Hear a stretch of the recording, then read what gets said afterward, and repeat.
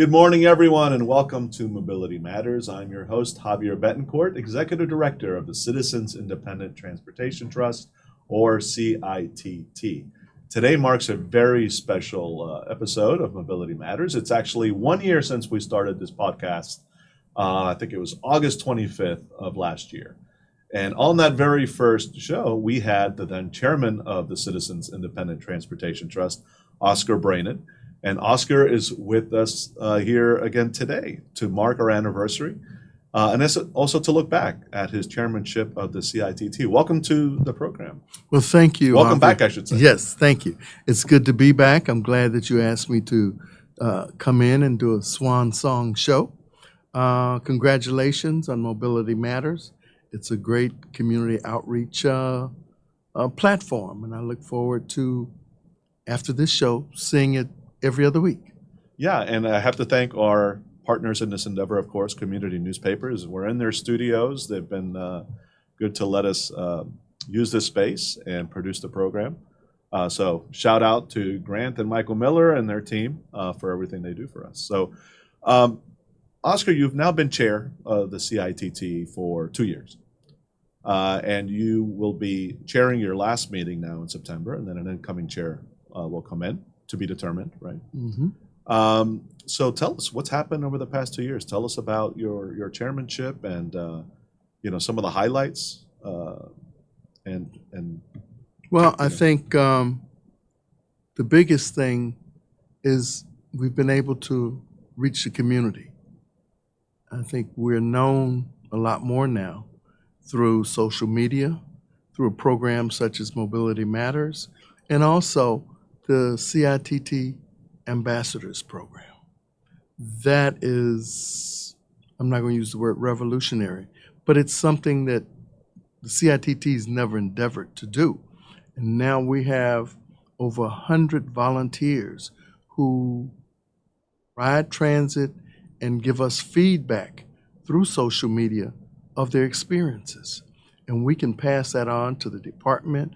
We can also make recommendations in terms of how policy and how maintenance is done within our transit system.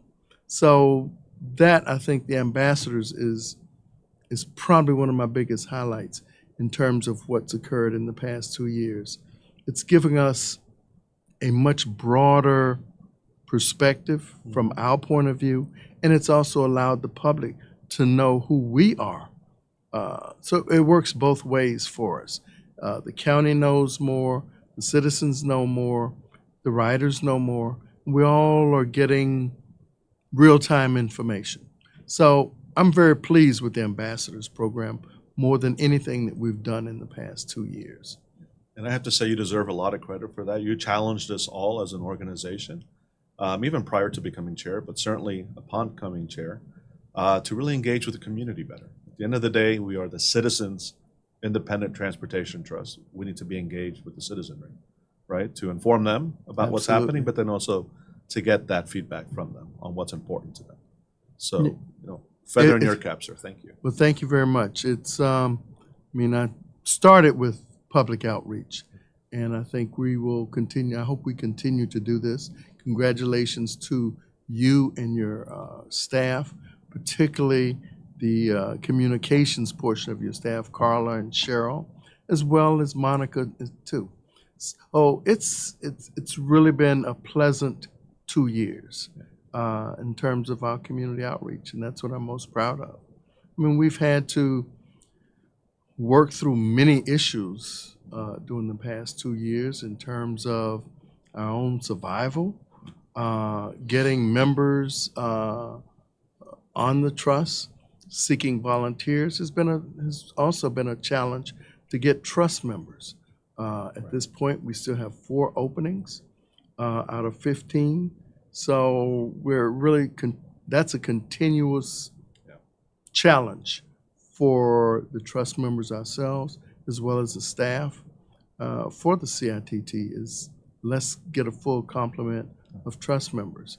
It leaves almost a third of the county not represented, which is an antithesis to community outreach. Right.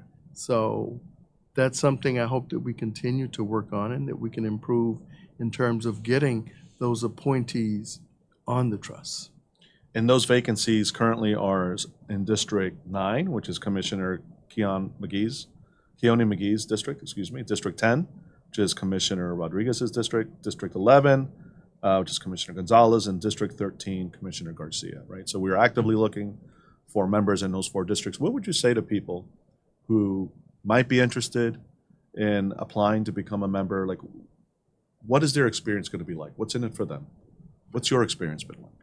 I think you really begin to understand what goes into the transportation infrastructure of our community, what it takes. You're working with multiple transit agencies, such as the South Florida Regional Transportation Agency, also known as Tri-Rail, Brightline. We're working with municipalities in their allocations that they receive from the half penny. The municipalities receive approximately 23% of the half penny revenue for their own use, primarily for their trolleys and transportation infrastructure that they can create in their communities. So those are some of the things that we get to deal with, and it's a pleasure, particularly when we see the trolleys. The trolleys run through these communities. Citizens ride the trolleys, and in 90% of the cases, the trolleys are free. Right. So they are a gift that the municipalities have the opportunity to create a transportation transit community base within their cities. We've also really expanded the freebies, so you're involved in a lot of innovation in terms of freebies, how cities are using their money for bike and pedestrian paths. So that's something that we get a chance to be a part of. Right. I've been in trolleys in about half a dozen of our municipalities, and it's really great to see when people are standing there waiting for that trolley to get there, and they're going to and from work. That means a trolley now has become an essential part of that community. That's very satisfying for me personally. So if you're passionate about transportation, if you're a transit geek, if you want to be a part of the process and be a part of the solution, it's a good opportunity for you to be in the middle of it all. Right? Absolutely. Yeah, I remember Member Corbello would frequently say, he would rail, whenever he'd read a newspaper or an article or watch something on TV about the People's Transportation Plan not being implemented. He decided, well, I could complain about it or I could try to be a part of the solution, and that's why he applied. So same here. You want to be a part of the solution, folks? Apply to become a member of the CITT. You won't regret it. And by the way, not a lot is expected. Obviously, we have monthly meetings, so you have to dedicate time to that. Mm-hmm. But other than that, it's a fairly I don't want to say an easy job, but it's not that demanding in terms of time, right? No, I mean you can probably expect to say, I'm going to give 4 hours a month. Right. A couple hours in the meeting, and maybe we have a conference call, or you may have the opportunity to go visit some of the other, either grand opening of a transit route or the implementation otherwise.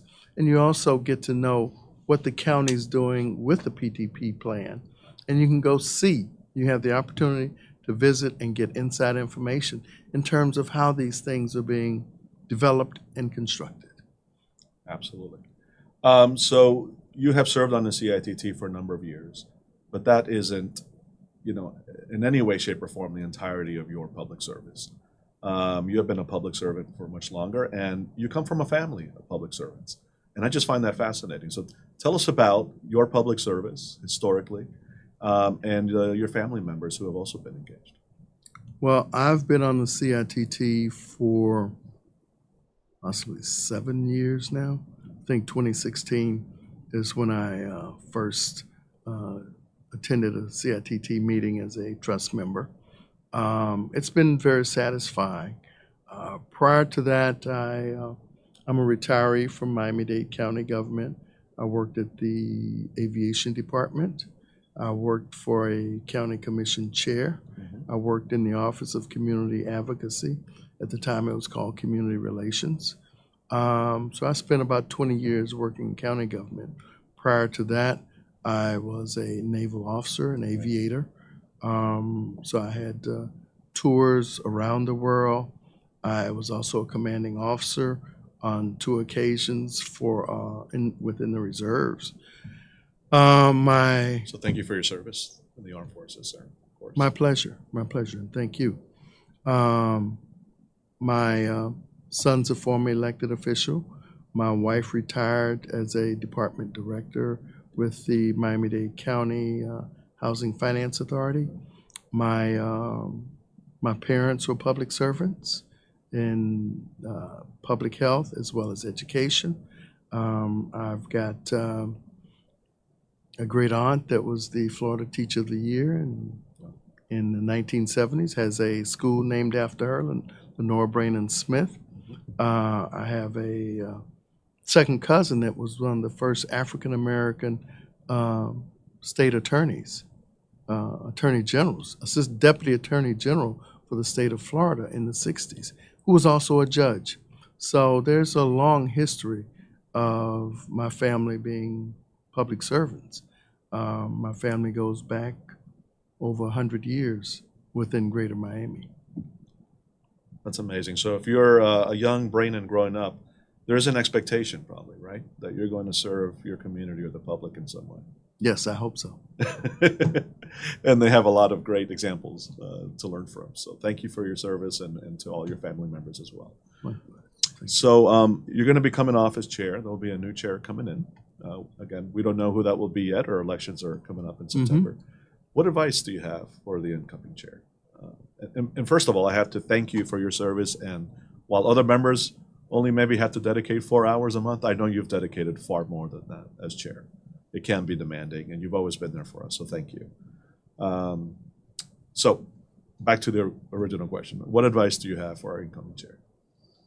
I think the first is to listen and to study. Those are the first two things. I think once you listen particularly to staff, I think staff has a lot of great information to pass on. They can assist you in any number of ways. They can help you answer questions, because once it's known that you are on the CITT in your community, people will approach you, ask you questions. Right. Can you do this? What's wrong with that? So you need the staff to help you answer those questions.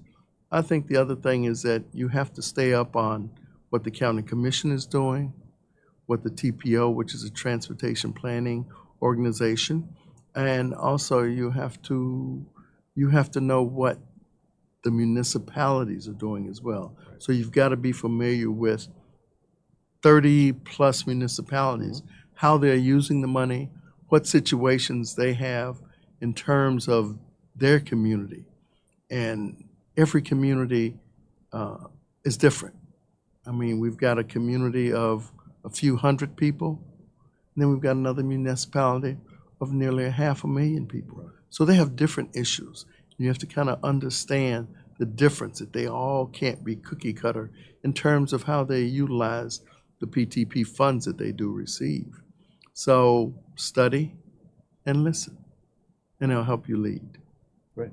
Most importantly, listen to staff. I like that one. And I should say, while you're leaving as chair, you're not leaving as a member, right? You're going to stick with us, please. Thank you. And Sana, going back to being just a regular member, what do you think you want to focus on at during the rest of your time at the CITT? I mean, I know, for instance, like the North Corridor is really important to you. North Corridor municipalities. Yeah. Because the municipalities touch people on a daily basis, and it's occurring in real time. And I think that's something that we have to be aware of, that there are transit riders or trolley riders, and that the cities are utilizing the funds the way they're supposed to be utilized. Not that we put real strict guidelines on them, but we want to make sure that they do use them. Sure. And they just don't sit in a bank account. Right. We won't talk about who's doing that. But so that's kind of where I want to put my emphasis. Okay. Municipalities and North Corridor. So let's talk about the North Corridor. What's going on? What's the latest and greatest? Do you feel like it's on the track to Well- succeed, or are we slowing down? I don't know a lot about what's going on now. I mean, we haven't had a lot of information regarding the North Corridor. I would hope that they are moving forward. I mean, we've got the beach.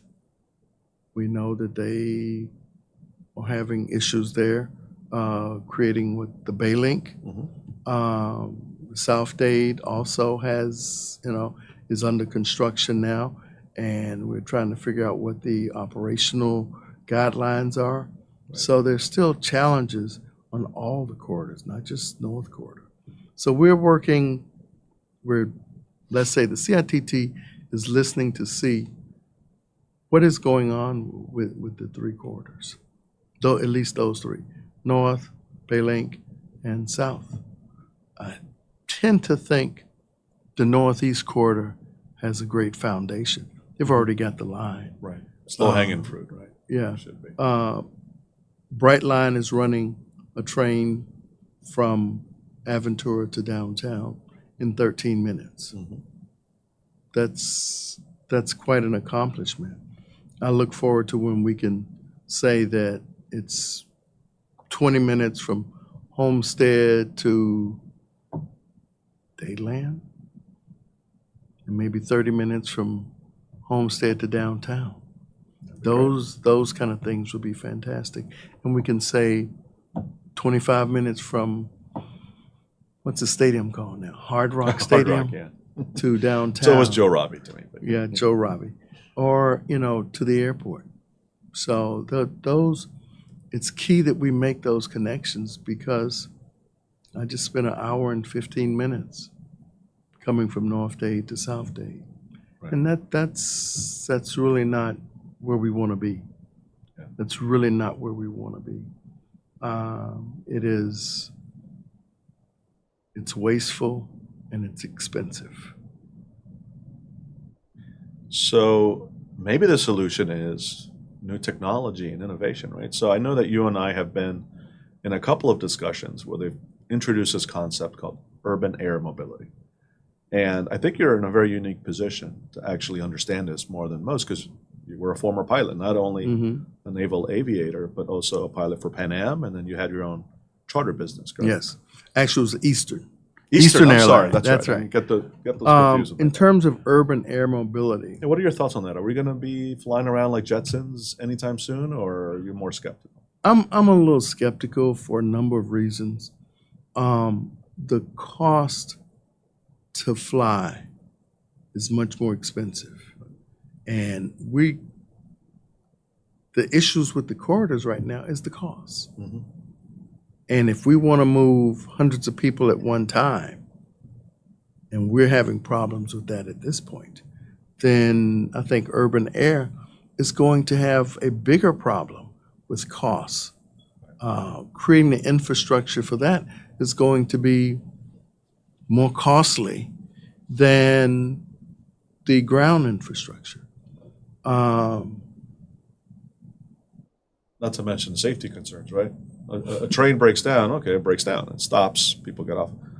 One of these things breaks down, Yeah, it drops it's a on hazard. who knows what. I'd like to see some more information and costs. I mean, we talk about the convenience of urban air mobility. Yes, it's absolutely convenient, and it would have, it cuts your travel time in this community probably in greater than 100% or 50%. But I think still we have to be concerned with what's it going to cost to build the infrastructure to support that? What's the cost of the vehicles? And how many people can you do this to? I mean, right now, most small aircraft do less than 9 people at a time. I mean, are we just going to transport 9 people at a time? We're going to have hundreds of these running across our skyline? Right. I mean, that's going to be to me, at this point, a hazard. You got to have 20 aircraft flying at low altitude all at once throughout Miami-Dade County. I think that could create a problem in the current navigational and aviation environment that we have. We have 3 airports here in Dade County. And I know there are plans to try to get the seaplane stuff going again. Right. Our airspace is going to be crowded. Yeah. And it's nothing worse than crowded airspace. You think crowded Yeah. highway traffic is A bad. pilot could really appreciate that, right? Because Yeah. you're the ones really having to deal with Crowded, it. Sure. crowded airspace. Yeah. And you're operating in a 3-dimensional space. So you got to look up, down, left, right. They could be everywhere. And how many people can we transport at one time? That's the concern. Is how cost effective would it be per passenger? Yeah. How many people can I put on a rail car? Mm-hmm. I could have a train with 60 people on it at one time without a lot of problems. You hook 2 cars together. To get 60 people on an aircraft, it's a pretty good sized aircraft. Yeah. And now we're going to have to support that aircraft with, even if it's short takeoff, still you've got to have ample space for a 60 passenger aircraft to land. Even if it's short takeoff or vertical takeoff, such as a helicopter, you still got to have a pretty good piece of space. Where do we have those kind of spaces? How many can we build to support an effective system? 20. So it's So it's an urban interesting air concept, but has a lot of challenges. Yeah. Right. Yeah. So I would like to see us work on proven technology. I know it's old technology. In fact, I was looking at a documentary about how they built railroads Mm-hmm. in the 1800s. And man, it's still similar. Hasn't changed much, right? Yeah, I mean, 2 rails and the those wooden beam supports on top of the earth. It's the same technology, but it's an effective technology. And even though we say it's expensive, I mean, when you look at what it costs to transport 60 people via air versus 60 people via ground, it's relatively inexpensive. So, Yeah, the wheel is old technology, but still very useful. Yeah. So shouldn't discount it. Something Please. about reinventing the wheel. Reinventing the wheel, like. Yeah. Go ahead. So let's switch gears for a second. Mhm. In addition to your public service and your professional background, I know you're heavily involved with some various organizations, and one that's very near and dear to your heart is your fraternity. As someone who never went to a fraternity, my university didn't allow them actually, I find that fascinating that people are so passionate about these fraternities. And I got a hint of what that might be like just from being part of this Leadership Florida group and really forging strong friendships with my classmates. That's going to last a lifetime. So I imagine that's what it may feel like. But tell us about your fraternity. What's your involvement, and what are they known for? And why are you so passionate about it? Well, I think that a lot of it has to do with how our society has evolved, particularly the African American fraternities and sororities. They were civic social organizations in a predominantly segregated society. So they represented organizations which were help improve the community. They also, because they came out of college, they also came with, let's say, a liberal or studied background to improve the communities. So these were individuals, many who had come through historically black colleges initially, and some schools in the North that were integrated at the time, such as Cornell University, Indiana University. Those schools were 2 of the colleges that were initiated with black fraternities, even in predominantly white schools. But within the South, the fraternities and sororities represented a community pillar similar to the church. So these were organizations that contributed to the betterment of the community. They were community leaders. So they had much to offer. And that's kind of where the fraternity and sorority model started. And it's continued today. Even though, society has changed, they still hold a strong place in our community. I'm active with my fraternity, Kappa Alpha Psi. And my father was one, so is my son. So these are things that are intergenerational that go on. I'm also active in my college alumni as well. So I'm doing some volunteer work at the Black Archives that I've looked forward to getting back to once I'm not chair of the CITT. What does the Black Archives do? The Black Archives is it's an institution and cultural center within Miami. It's located in downtown Miami, adjacent to the Overtown station. They manage a theater as well as a historical archives where they keep records of occurrence, things that have happened within the African American community for the past 140 years. They have records, they have newspapers that are no longer in print, they have volumes of those. They also have current exhibits. Some are art exhibits, some are culturally related exhibits. They have a theater and they have events at the theater. The last event I went to was something that's sponsored by one of the public radio networks where people just come and tell stories about their lives. I think it's called The Moth. But they host those type of events. They host informational forums. They are active with the book fair. Like when the book fair comes in November, they will have events at the Black Archives and Lyric Theater. So it's a theater that is, I think it's 110 years old, that the archives is centered around, and they are celebrating their 110th year this fall, either right before or right after the book fair. So people come there for their anniversary. They have valuable historic presentations there.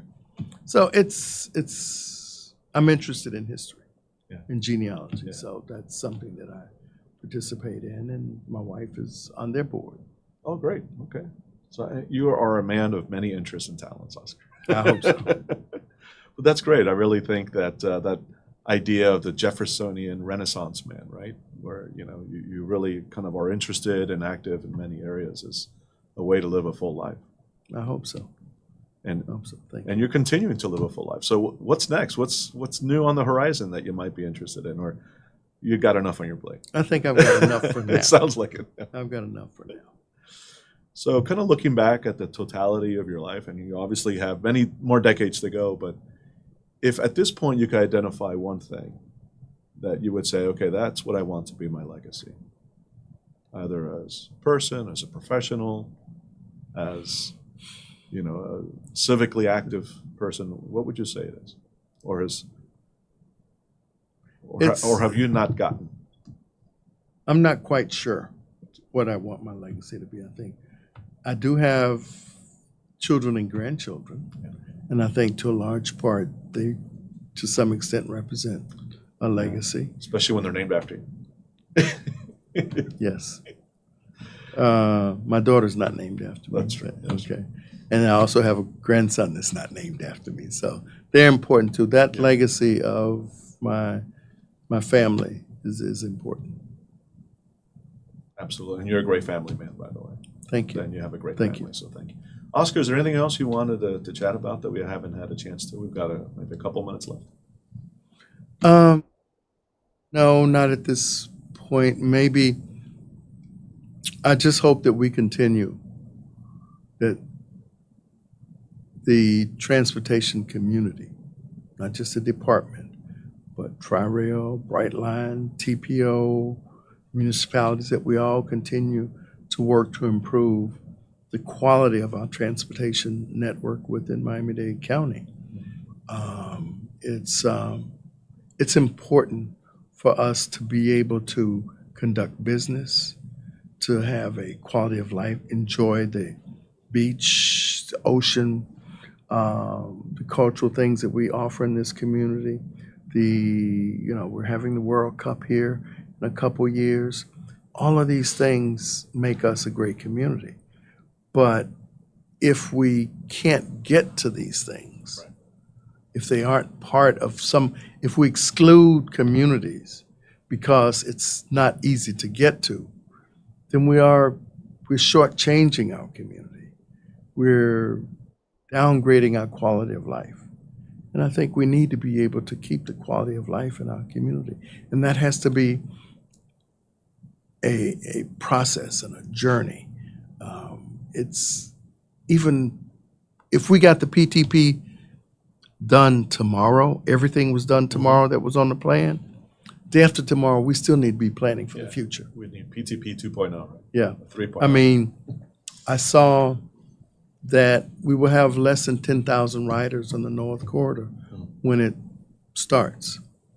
But we don't build it because of how many people are going to get on it the day it opens. We build it for what happens 30 years down the line. We build it when our population doubles. I mean, you say, will it ever double? Well, we asked that question when we had 1 million people in 1970. Right.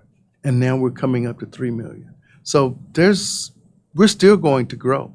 No, we can't grow into the Everglades and we can't grow into the ocean, but we're going to grow up. We're going to use more resources. We're going to become a more compact community. And we need transportation to deal with a lot of these issues, whether it's half penny, 1 penny, 1 trillion. I think a lot of people would agree with that. You know, the city, this community has come a long way, but that seems to remain our Achilles heel. And, we really need to make that a priority. And I know we at the CITT are trying to do that along with our partners. Yes. Thank Chairman you for Braynon, having me. No, thank you for being a guest. Thank you for serving as chair these past 2 years.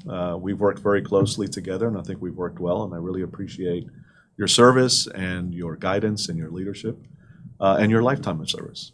Really, Thank my you hats very off to you, much. sir. Thank you very Thank you. much. So, folks, that's all the time we have here on Mobility Matters. Just as a reminder, you can find us here every other week on Thursdays from 9 to 10 a.m. Sometimes we'll have 1, sometimes 2 shows, so check our programming. Also, if you want to follow up on anything we discussed today, if you want to apply to become a member of the trust or perhaps become a transit ambassador, you can visit our website at miamidade.gov/CITT to learn more. Finally, we want to thank our hosts and producers, once again, Community Newspapers, for being such great partners. See you in a couple of weeks.